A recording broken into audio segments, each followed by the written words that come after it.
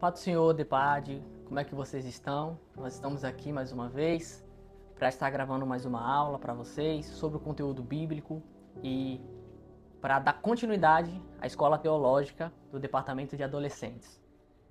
Hoje nós vamos ter uma aula especial falando sobre um tema muito importante que nos ajuda a defender a nossa fé diante das adversidades que nós encontramos e poderemos encontrar enquanto cristãos na vida. E depois dessa aula você vai ter material e conteúdo suficiente para, quando questionado do porquê você é cristão, você ter o que responder. Antes de nós iniciarmos a aula e eu passar para vocês o tema dessa aula, quero pedir mais uma vez para vocês aquele apoio que é muito importante para a gente ter esse feedback de vocês, que é vocês não se esquecerem de curtir, não se esquecerem de comentar com o coração da classe de vocês e, se possível, também compartilhar.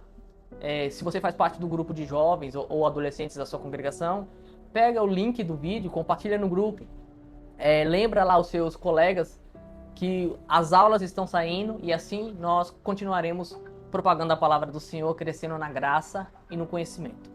Antes de iniciarmos a aula, vamos fazer uma oração. Abaixa a sua cabeça e junto comigo você ora, pedindo a Deus a iluminação do nosso entendimento para que nós possamos entender a verdadeira palavra dele. Senhor, meu Deus e Pai, eu te agradeço por este dia, te agradeço pela incrível oportunidade que nós temos de estudar a tua palavra. Reconheço o quanto isso é um ato de bondade do Senhor para conosco, porque ela é a verdadeira profecia. Ela nos guia, nos orienta, nos consola, ela nos corrige e por isso eu te louvo, porque o Senhor não nos deixa abandonados e pela palavra tem orientado a sua igreja e assim ela tem crescido para a glória do teu nome. Eu peço que o Senhor possa abençoar este adolescente que está depois da tela, estudando, Senhor, a sua palavra, que o Senhor possa trazer até ele esse conhecimento, ensinando a vivê-lo cada dia mais. Em nome de Jesus que eu oro, porque eu creio que em nome de Jesus o Senhor nos responde. Muito obrigado por tudo. Amém. Antes de iniciarmos o conteúdo em si, não se esqueça de pegar os seus materiais para apoio à Bíblia. Não dá para você estudar a Bíblia sem pegar a Bíblia. Pega a sua Bíblia, pega uma caneta, pega um caderno. Se vocês não gostam de pegar caneta e cadernos, e é como eu, usa a própria Bíblia para fazer marcações. Eu gosto de usar os dois, o caderno e a Bíblia, Tem gente que é mais cuidadoso da Bíblia. Não, eu sou o tipo de pessoa que arrisco a Bíblia mesmo, escrevo nas laterais. E quando tiver toda preenchida, eu compro outra para arriscar de novo. E aí vai. Porque conforme o Senhor vai falando conosco, nos ensinando e nós vamos aprendendo, é bom a gente deixar marcas desse conhecimento, Isso são os traços de que você passou por ali e que o Senhor falou com você ali. Para iniciarmos o conteúdo da aula, peço que você pegue a sua Bíblia e abra no livro de João, no seu capítulo de número 14, no versículo de número 6. João 14, 6. Esse é o versículo tema da aula de hoje, que diz assim: E disse-lhe Jesus: Eu sou o caminho, a verdade e a vida. Ninguém vem ao Pai, senão por mim. E disse-lhe Jesus: Eu sou o caminho, a verdade e a vida. Nós vamos encontrar aqui na fala de Jesus 3 pontos: o caminho, a verdade e a vida. É baseado nesses 3 pontos que a lição de hoje foi construída. Por que Jesus fala que ele é o caminho? Por que ele especifica que ele é a verdade? E por que ele fala que ele é a vida? Vale ressaltar, para quem tem a revista, que essa é a aula de número 12. Na revista, para quem tem, você vai poder ver mais conteúdos lá e também algumas questões que você pode responder para fixar mais o conteúdo, certo? Essa é a última lição do primeiro módulo dessa primeira revista. Assim nós iniciamos um módulo. Não se preocupe que as aulas ainda não acabaram, Mas fecharemos com essa aula o último módulo, que seria a introdução do estudo teológico. Nós vimos falar sobre a palavra, nós vimos falar sobre Jesus, nós vimos falar o que é Bíblia, a língua que ela foi escrita, tudo isso, todas essas aulas vocês tiveram acesso. Hoje nós concluímos com uma verdade absoluta e inquestionável. Qual é? Só Jesus é o caminho, a verdade e a vida. O que isso significa no cristianismo? Vale ressaltar, todos nós que somos cristãos, nós não podemos contradizer um ensinamento bíblico de Jesus, né? Então, quando Jesus especifica que ele é o único caminho, a verdade e a vida, toda essa verdade ela precisa ser absoluta e absorvida por nós. Isso significa que o cristianismo é exclusivista? Sim. O cristianismo ele tem uma característica de exclusividade. O que isso significa? Que nós, a partir dos ensinamentos de Jesus, não compartilhamos da ideia dos múltiplos caminhos de salvação, ou das múltiplas oportunidades de chegar a Deus, ou que o homem, por mera iniciativa própria e pessoal, ou por intervenção de terceiros, que não seja o Filho, possa alcançar a Deus. Essas verdades bíblicas é que nos ajuda a fixar Jesus como o único caminho, a única verdade e a única vida. Isso significa que nós precisamos ter em mente que essa verdade não pode ser questionada. Não porque nós não temos a capacidade de entendê-lo ou que nós não conseguimos compreender todo esse conteúdo, não. É porque é uma fala direta de Jesus. E uma vez que o mestre dos mestres nos ensina sobre um tema, ele tem capacidade, né, conhecimento, ele tem inteligência o suficiente para falar a verdade. E como nós estamos falando de Jesus, Jesus é Deus, ele não pode mentir. Logo, nenhuma das suas palavras podem ser mentiras, podem cair por terra. Isso significa que nós que somos cristãos não podemos compactuar com dois pontos que nós vemos muito surgir no meio da sociedade. O primeiro ponto é o ecumenismo, que eu vou explicar melhor para vocês. O segundo ponto é o diálogo interreligioso, e esse nós vamos desenvolver também para vocês entenderem até que ponto a Igreja de Jesus, de Cristo, pode ir. Porque a Bíblia, os ensinamentos de Jesus, nos ensina que o ecumenismo vai contrário aos ensinamentos bíblicos. Primeiro, o que é o ecumenismo? O ecumenismo ele é uma palavra que vem do grego, que significa oikoumene. No grego tem essa tradução, mas ela tem um significado de toda a terra habitada, ou o mundo todo. O ecumenismo ele é uma ideia que surgiu aproximadamente no século XX pela formação daquilo que nós chamamos de Conselho Mundial de Igrejas, lá em 1948. O ecumenismo ele acredita que existe a possibilidade de união entre todas as religiões que se denominam como cristãs. Por ser denominadas como cristãs, logo, elas deveriam ser únicas, né? Mas o ecumenismo ele tem um ponto que entra em contradição para todos aqueles que se consideram cristãos bíblicos, que é o que nós somos. O que significa ser cristão bíblico? Significa que para nós a Bíblia é um único ponto doutrinário de ensinamento, ou seja, a única palavra inspirada por Deus, logo, a única palavra que tem autoridade para passar ensinamento que esteja ligado com a salvação, com a purificação, com a restauração, sobre Deus, sobre Jesus e por aí vai.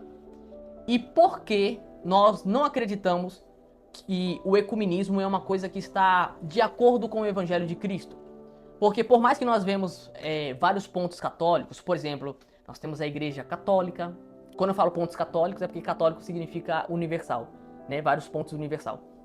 Mas dentro desse ponto nós vamos ver várias denominações que se rotulam como cristãos. Nós temos a Igreja Protestante, que também se divide em vários núcleos.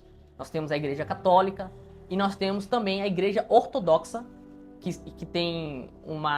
foi uma espécie de separação entre a Igreja Católica, né, da Europa com a Igreja da região leste da Europa. Hoje a Rússia, por exemplo, é um país onde a Igreja Ortodoxa cristã é bem propagada. Só que por que nós não podemos considerar todos esses grupos que se denominam cristãos como um só, como uma única igreja? Primeiro, eu não estou querendo dizer que só há salvação em uma igreja. Toda essa exclusividade é antibíblica. Não há uma igreja, ou melhor, uma denominação que seja única em salvação. Por exemplo, toda denominação que entra neste ponto exclusivista em salvação, estou falando de denominação, ela é considerada uma seita. Por exemplo, nós temos um exemplo, e me permita citar, os testemunhos de Jeová. Para eles não só negam a divindade de Jesus, como não há salvação fora dessa ideia de ser testemunha de Jeová dentro do contexto da religião deles, certo? Aí você pode falar, mas o que isso tem a ver com as religiões que se denominam cristãos, como católica, ortodoxa e protestante e os seus núcleos? Porque alguns pontos entram em contradição. Seria bom, seria algo até agradável, creio que para Deus, se todos nós fôssemos unidos para sermos um só. Mas o problema é que o homem tem o costume de estragar quase tudo que coloca a mão, né? E muitos homens, guiados pelos sentimentos, pelo ego, né, acabaram entrando no meio da igreja, e isso provocou corrupção em alguns nichos. Isso levou, né, à formação de muitas denominações com pontos doutrinários contradizentes àquilo que Jesus ensina. Então o ecumenismo, por mais que prega pela união dessas religiões, não é bíblico, porque em algum momento essas religiões vai entrar em contradição com algum ensinamento bíblico. Por exemplo, nós e os nossos irmãos católicos. O ecumenismo que poderia exigir uma união, já que todos nós somos cristãos, acreditamos em Jesus, mas aí isso poderia possibilitar que nós nos silenciássemos para alguns pontos doutrinários que os nossos irmãos católicos consideram diferentes da forma como nós aprendemos na Bíblia. O maior exemplo disso seria a oração pelos santos, que a Igreja Católica pratica, e a oração a Maria, por exemplo, a veneração, como eles dizem, a Maria, logo por acreditar que esses santos têm um certo nível de capacidade de intercessão lá no céu pelas pessoas.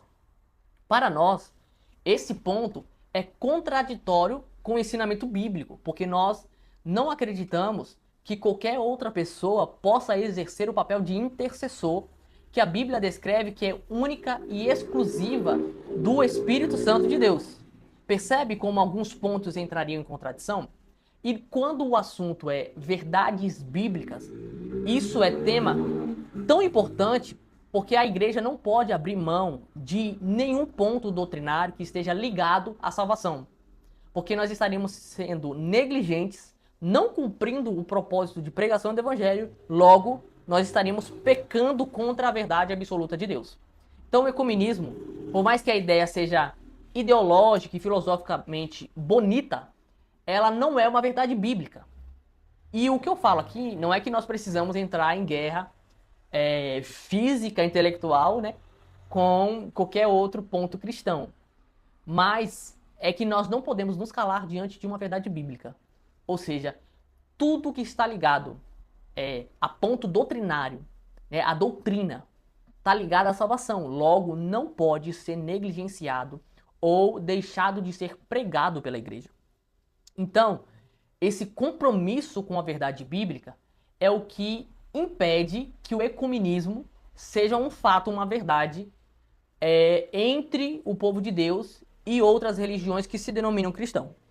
Essa diferença, né, eu só pontuei o fato, por exemplo, dos nossos irmãos católicos, entre santos e Maria, mas também tem muitos outros pontos. Por exemplo, em algumas igrejas, né, existe a filosofia da fé e obra trabalhando junto, mas a partir de uma perspectiva de salvação, ou seja, dependendo da igreja, a obra também salva.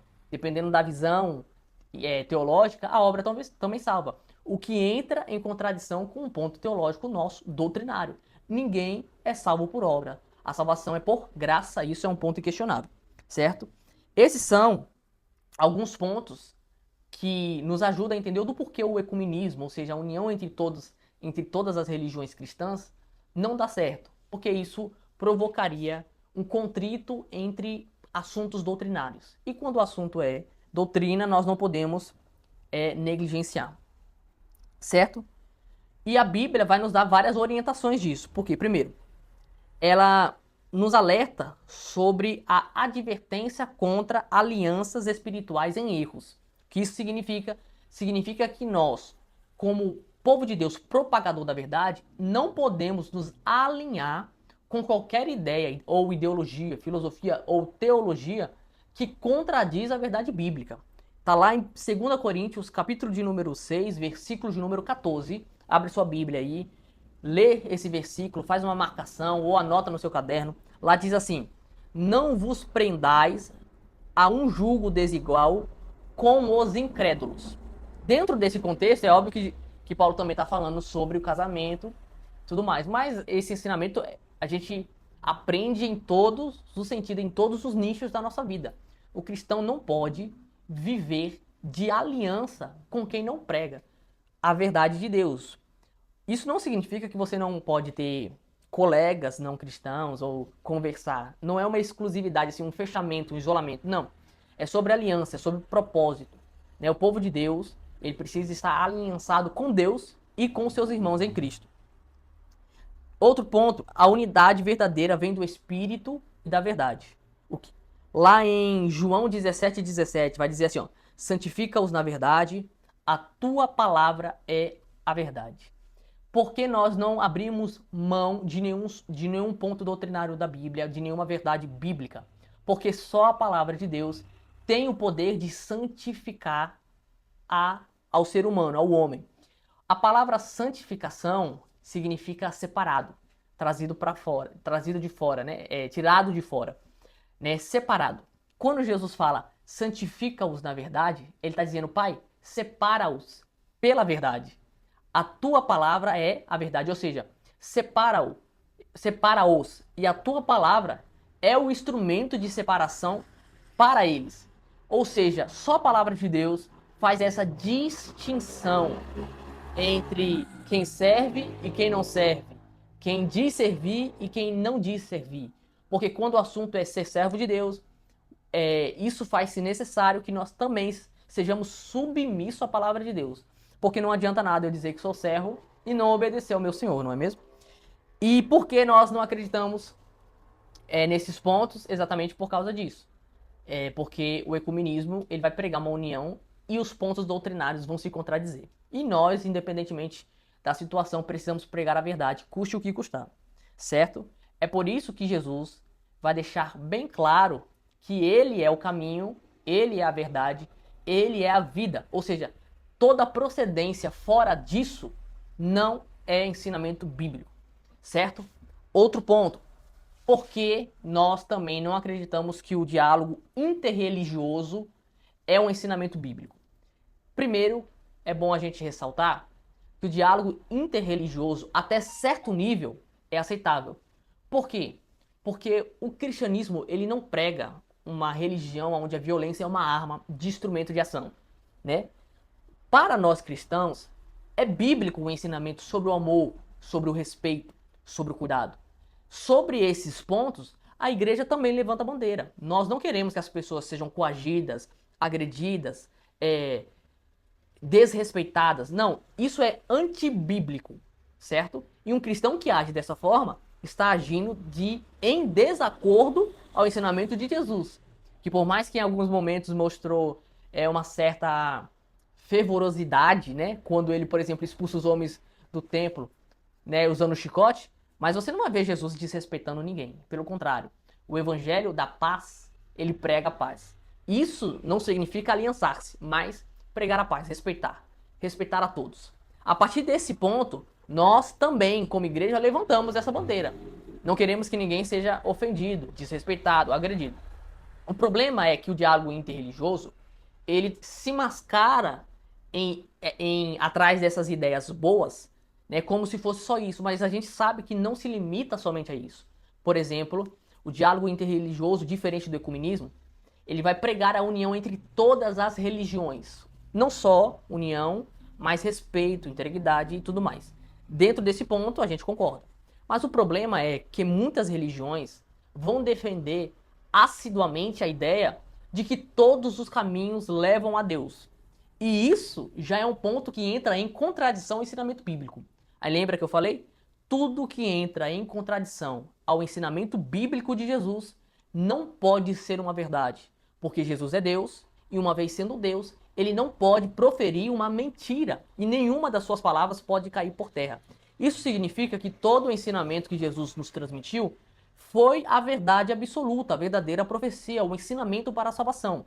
Dizer que todos os caminhos levam a Deus, que eu posso encontrar Jesus no budismo, que eu posso encontrar a salvação no hinduísmo, que eu posso encontrar a salvação no islamismo, que eu posso encontrar a salvação no ateísmo. Isso é uma falácia que vai em contradição ao ensinamento bíblico. Você deve estar se perguntando o que é uma falácia. Talvez você já deve ter estudado isso na escola. Uma falácia é quando uma mentira ela é repetida tantas vezes que se mascara de verdade. Mas, por mais que ela esteja mascarada de verdade, ela ainda é uma mentira. Ou seja, repete, repete tanto, repete tanto, repete tanto, e as pessoas acabam acreditando que aquela mentira é uma verdade. E dizer que todos os caminhos levam a Jesus é uma falácia que o mundo tem pregado. Isso entra em contradição com as próprias palavras de Jesus. Porque ele vai dizer que ele é o único caminho e porque ele vai dizer que ele é a única verdade. Porque não existe possibilidade de salvação fora de Jesus Cristo. E não existe estar com Jesus Cristo sem seguir os ensinamentos de Jesus Cristo. Falar não é o suficiente. Eu preciso viver, ter essa comunhão com o meu Salvador. E isso vai ser reflexo de uma entrega e da manifestação da graça em mim, que é a salvação de Deus. Por isso Jesus vai deixar bem claro. É por isso que nós lemos o versículo de número 6 do capítulo 14, onde ele fala que ele é o caminho, ou seja, não tem outro. Não podemos encontrar Jesus através de qualquer figura importante que surgiu na humanidade. Não podemos chegar a Deus por méritos próprios. Não há meios de chegar a Deus sem a pessoa de Cristo. Ele é o único caminho. E todos que não entram nesse caminho estão debaixo da condenação de Deus. Essa é a verdade bíblica e isso é inquestionável. Segundo ponto, ele vai dizer que ele é a verdade. Lembra que eu falei que uma falácia é uma mentira que se repete até se mascarar de verdade? Jesus está dizendo que no mundo onde existem falsas verdades, ele é a única verdade. O que isso significa? Significa que no que tange a salvação em Jesus, você não precisa ter nenhuma dúvida. Ele é a verdade, ou seja, todo o ensinamento e a obra de salvação que Jesus nos passou é a verdadeira profecia. Ou seja, se você está em Cristo, permaneça firme, constante e abundante, porque você está na verdade. E essa verdade vai lhe salvar. E Jesus vai dizer que ele é a vida. Todos nós que somos filhos de Adão, nós estudamos sobre este ponto, nós estamos mortos em pecados. Mas a graça, a salvação, Jesus nos deu vida novamente. Ele restaurou o homem, né? Nós estamos nesse processo de restauração, ele vai ser completo quando nós tivermos o nosso corpo de glória, mas ele restaurou o homem, a vida que lhe foi roubada no Jardim do Éden pelo pecado. Então, quando vocês forem questionados o do porquê o cristianismo não é ecumênico, o do porquê o diálogo interreligioso ele bate em alguns pontos que nós não concordamos, você já tem agora conteúdo suficiente para dialogar sobre este tema. Jesus é o único caminho, é a única verdade e a única vida. Sobre esses pontos, isso é inegociável. E a igreja de Cristo, a verdadeira igreja de Cristo, os cristãos bíblicos não abrem mão desse ponto. Certo? Que Deus abençoe. Nós encerramos aqui essa aula e nos vemos no próximo conteúdo. Não esqueça que a participação de vocês é importante. Curta, siga, compartilha, comenta, deixa o coração da sua sala e nós continuaremos aí crescendo na graça e no conhecimento. Que Deus abençoe. Até a próxima.